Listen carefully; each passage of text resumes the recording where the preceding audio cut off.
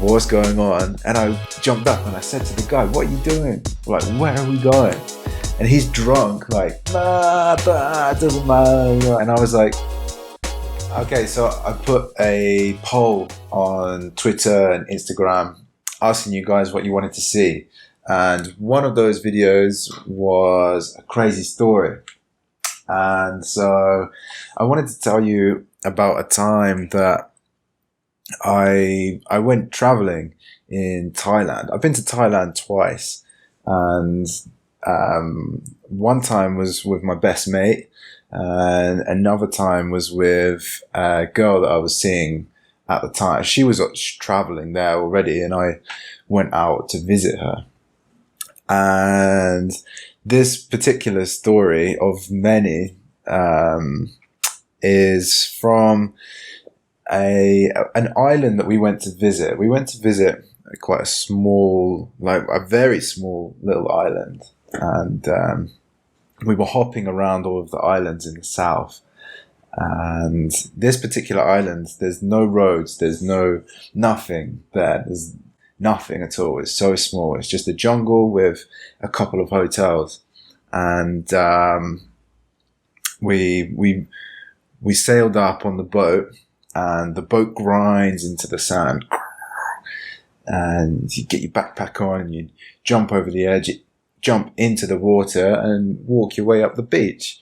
And it was beautiful. It was really nice magazine kind of island. It was incredible.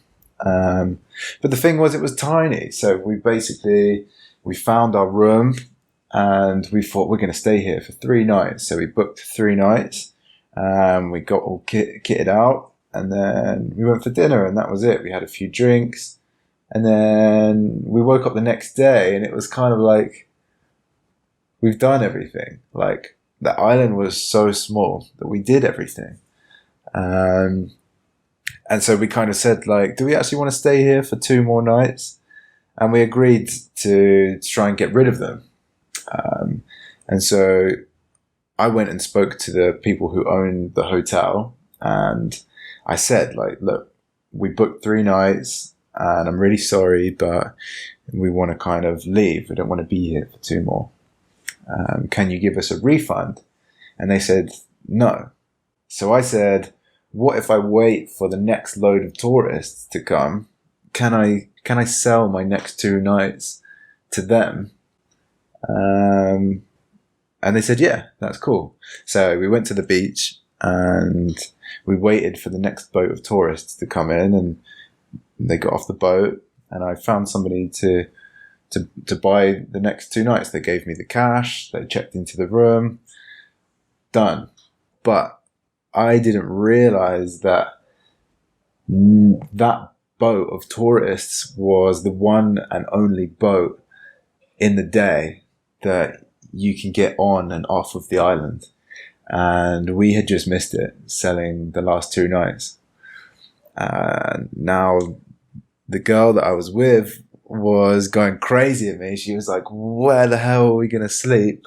Like, you've just sold our bed for the night, sort of thing. She got really angry with me. And I was like, don't worry, I'll fix it. Like, don't worry. So I walked all the way down the beach, and I found a fisherman, a Thai fisherman. And it was really broken English. Like, he couldn't speak really, and I couldn't really speak any Thai. And between us, we managed to work out that he was going off fishing, and he was going to come back to the beach later in the evening, like 9 or 10 o'clock or something like that. And at the time, it was probably 4 o'clock in the afternoon. And so we just kind of had to have some drinks, and we just waited. Like, we didn't even know what we were waiting for. This guy just said, come back at 9 o'clock. So we didn't know what was going to happen. So I had to go back and be like, I found a bed, I think.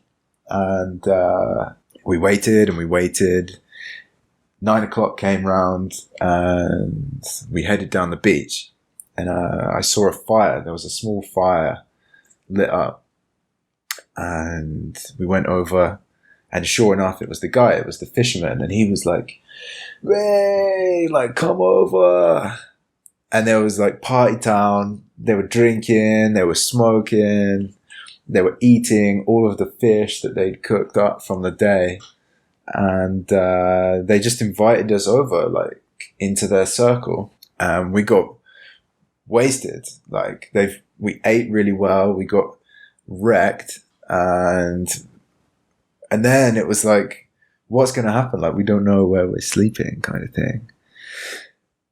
And it got later and later and later, and then the guy was like, come over.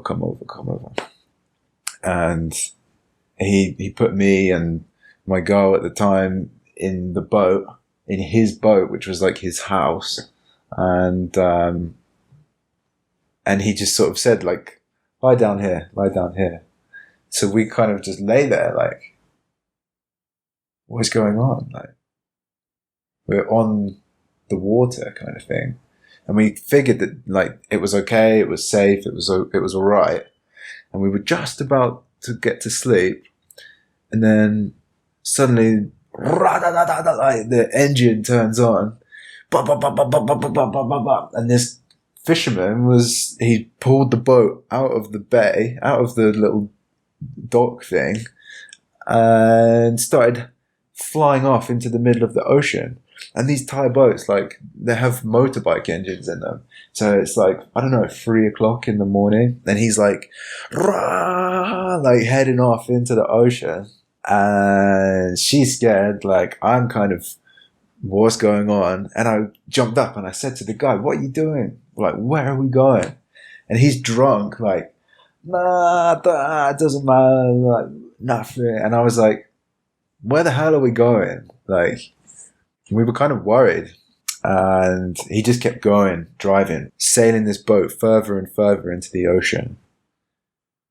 And then he just stopped, and he threw the anchor over the edge, and I looked around, and it was complete darkness. Like, it was the middle of the night. You could see the moon, and you could just hear the waves, like, lapping up against the boat. And it was kind of scary, but at the same time, it was kind of peaceful. And I remember feeling like he had done this before, and it was kind of safe. Like, we were in his territory, in his world. And so we managed to sleep. That was cool. Like, we just slept. And then cut to the next day. Like, we woke up, the sun is, like, beaming through the boat, like, super hot. I remember waking up and looking at the boat, and it was the best thing that I've ever seen in my life. Like, if you haven't seen any pictures of Thailand, take a look on Google, try and find some pictures of Thailand, because those little islands and the big rocks that stick up out of the ground, it's incredible. And this particular view was absolutely amazing. And I later found out that he had taken us to an area that tourists pay a lot of money to visit, and he just took us there for free. And it was basically this big rock coming up out of the ocean, and you could scuba dive through the caves and get into the middle of this big open rock, and it's like a hidden beach. It's like a paradise beach hidden in a cave, like. And he just took us there for free. It was incredible. And then, yeah, we got some photos, we hung out, and then we swam back out to the boat, and he took us back to his island. He was basically heading home to his island, and he took us there, and he showed us around, showed us some nice restaurants, and showed us another hotel that we could stay in. And yeah, that was that. And that's my story. Like, I think it's so important to put yourself into situations where you don't want to be in danger, but also situations where you have to think on your feet and kind of react to what's going on. Because I think you'll be surprised. If you step out of your comfort zone, sometimes the best things can happen. And this particular story was one of the best stories that I will always remember. Step out of your comfort zone, try something different, and enjoy life. That's the most important thing.